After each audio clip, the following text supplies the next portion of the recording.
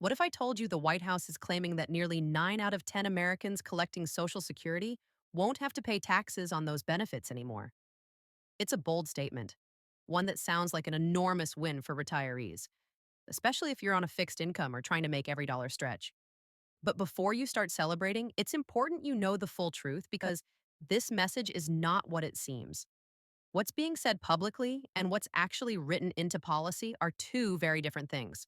And in this video, I'm going to walk you through exactly what this policy change really means, how it affects you if you're collecting Social Security now or plan to soon, and why it's being misunderstood by millions. You'll see why this announcement is a lot more complicated than the headlines make it seem, and what steps you can take to protect your benefits and potentially reduce your tax bill legally. If you're 65 or older, nearing retirement, or already living on Social Security income, this affects you directly, especially if you've ever been surprised to find that a portion of your Social Security was taxable. Or worse, if you didn't find out until it was too late and you owed money come tax season. For people on fixed incomes, federal taxation of Social Security can feel like an unexpected penalty. And this announcement from the White House has led many to believe that issue is being solved. But unless you're following the details closely, it's easy to be misled. And let's be honest, most people don't have time to read legislative memos or interpret IRS tax codes. That's why this breakdown matters. Here's what you'll gain by sticking with me to the end of this video. You'll find out the real policy behind the White House's no more taxes claim, the actual numbers and dates that define who qualifies and for how long, and why this change is a temporary benefit, not a permanent solution.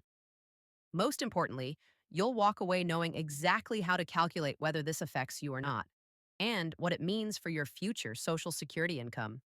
This isn't guesswork. This is a real time shift in tax law that impacts your income over the next few years, whether you realize it or not. And if you find value in having someone cut through the noise and deliver just the facts without scare tactics or political spin, make sure to stay with me to the end. That's where I'll share a few key dates and practical tips you can use to be ready for what's coming next. Let's break down what's really happening. A new memo out of the White House says that 88% of Americans receiving Social Security will no longer pay taxes on those benefits. But here's the truth: taxation of Social Security benefits has not been eliminated. That federal tax rule is still in place. What the White House is referring to is not a repeal of the tax, but a temporary increase in the standard deduction available to older adults. In plain English, that means seniors now get to subtract more from their income before it's taxed, but only for a limited number of years, and only if their total income is within certain limits. This increase in the deduction may reduce or eliminate the tax on benefits for many recipients, which is where the 88% figure comes from. But the tax itself, it hasn't been removed. To understand why this happened, you need to know how Social Security taxation works in the first place. When Social Security was first created, the benefits were not taxed at all. But starting in the 1980s and again in the 1990s, Congress introduced thresholds that made a portion of benefits taxable depending on your income.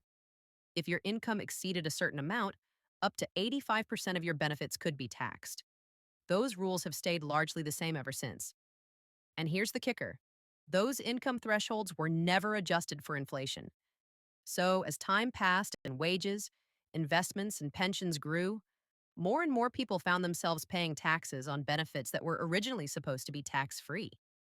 That's how we ended up where we are now, with millions of seniors paying taxes on their retirement benefits. So, what's changed with this new provision?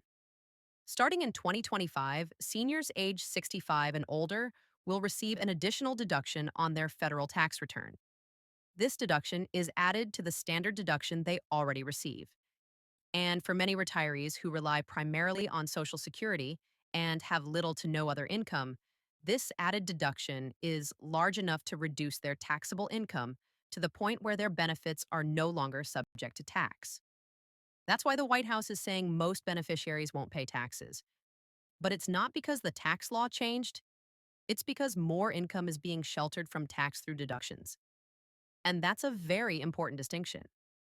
Here's another critical point: this extra deduction isn't permanent, it's only scheduled to last for 4 years. After that, it reverts back to whatever the deduction would have been under the previous tax code. So while you might enjoy some tax relief for the next few years, you shouldn't assume this change will last forever. It's temporary by design, and unless Congress acts again in 2029 or sooner, the benefit will phase out. That means any long term retirement planning that assumes zero taxes on your benefits needs to be adjusted. And let's be absolutely clear, this change does not eliminate taxation of Social Security for everyone. If you're a single filer or a couple with income above a certain level, your benefits may still be taxable, even with the additional deduction. Also, this is a federal provision. It does not change any state level rules.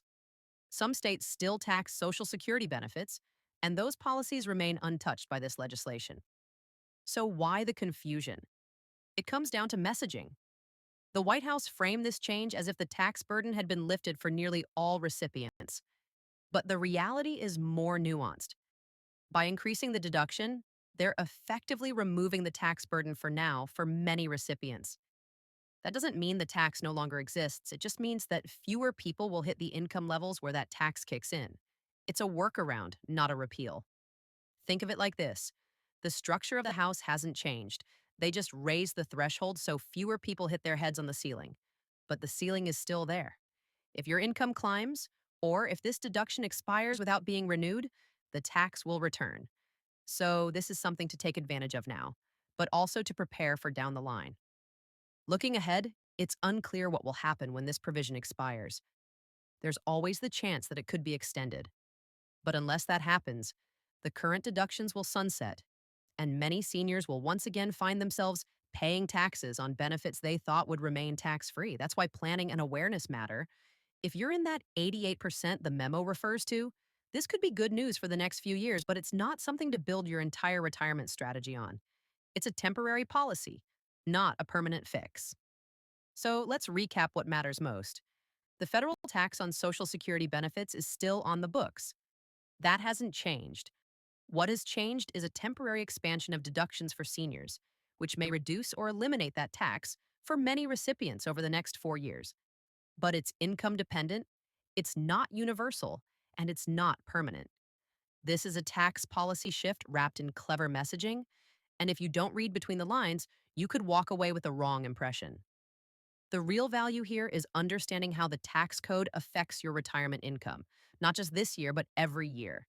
Because the difference between thinking your benefits are tax free and actually knowing what portion is taxable can mean hundreds or even thousands lost over time. And no one explains that to you until it's too late.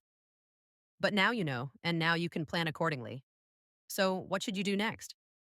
First, check your current income sources and see where you fall in relation to the taxable thresholds. This deduction might push you below the line.